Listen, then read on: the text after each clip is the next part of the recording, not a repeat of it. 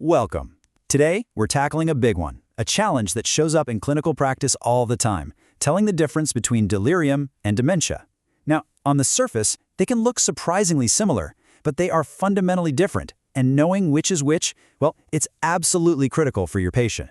So just picture it. You're at the bedside. Your patient is confused, they're not themselves, and that question immediately pops into your head. Is this delirium or is this dementia? This isn't some textbook exercise, It's a real high-stakes dilemma that clinicians face every single day. And the stakes? They couldn't be higher. Make no mistake, delirium is a full-blown medical emergency. It gets missed way too often, but when you spot it, you have to act fast to find and treat whatever's causing it. Because if you don't, it's not just a missed diagnosis. It can lead to permanent damage or even worse. All right, so how do we actually tell them apart? How do we decode the signals the patient is giving us? Let's start by breaking down the core clinical distinctions between the two. Okay, here it is. Your first and probably your biggest clue is the onset. How fast did this happen? Delirium hits like a lightning strike. We're talking hours to days. It's a sudden, acute change from how that person normally is. Dementia, on the other hand, is a slow burn. It creeps in, gradually, over months or even years. This table is incredibly helpful for seeing it all side by side. Look at cognition. This is a key differentiator. With delirium, the main problem is a deficit in attention. The person can't focus. With dementia, the hallmark is a deficit in memory. And then there's the prognosis. Delirium is often reversible. Find the cause, treat it, and it can go away. Dementia is typically progressive. And you'll see we've also included depression here because it can sometimes look like these other conditions, but it's also treatable. Okay, so we've got the clinical definitions down, but what does all this actually look like in a real person? How do these differences play out in what we can see and hear? Let's get into the behavioral signs. This quote, it just pulls you right into the terrifying world of a patient with delirium. This man, Peter Wright, had survived major heart surgery, but then this intense paranoia took over. For him, that fear was 100% real. It was driven by a complete and sudden distortion of his reality. That's delirium in a nutshell. And this slide really gets to the heart of where that fear comes from. Delirium messes with perception. A patient might have illusions, where their brain misinterprets something that's actually there, like seeing a fold in a blanket and thinking it's a rat.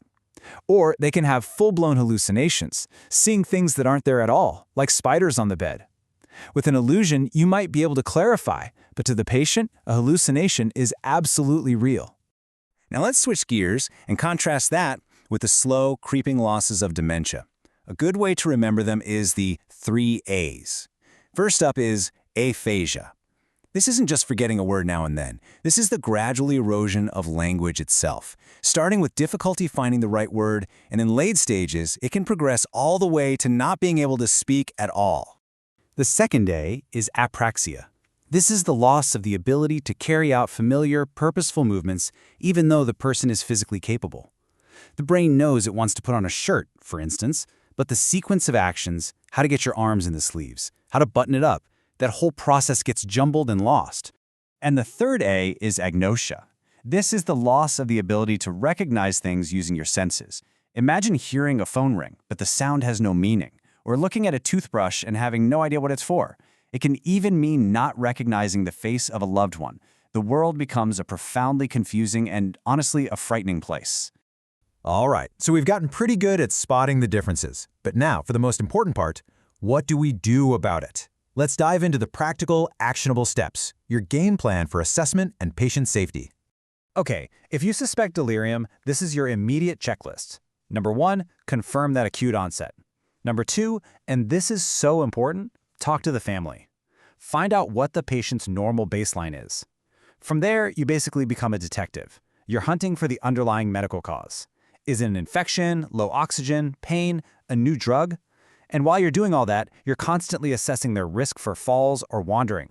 When it comes to safety for a delirious patient, the name of the game is creating a calm, safe bubble around them.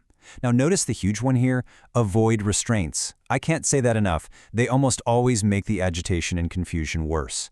Instead, you're going to focus on simple things, a well-lit room, clear communication, making sure they have their glasses or hearing aids, and, whenever possible, never, ever leaving them alone.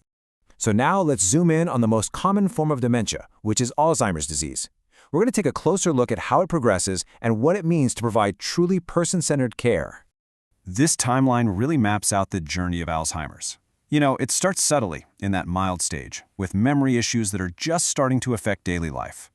Then, as it moves into the moderate stage, the confusion gets deeper, you might see personality changes, and wandering becomes a real risk. And finally, in the severe, late stage, the person often loses the ability to interact with their environment and needs total round-the-clock care. For those really tough moments when a patient is agitated or experiencing sundowning, this is your toolkit. The whole philosophy here is de-escalation, not confrontation. You want to approach slowly, from the front, so you don't startle them. Use their name. Keep your instructions super simple, one thing at a time. And this is key. Validate their feelings. Saying, "I can see that you're scared," is so much more powerful than arguing with them about what's real. Let's just sit with this number for a second. 2/3. This isn't just a clinical issue that affects people randomly. It's a disease that disproportionately impacts women. That's a sobering reality, and it tells a powerful story about who is carrying the heaviest burden of this disease. So, we've gone through the what, the why, and the how of telling these conditions apart. But this last question is maybe the most important one of all.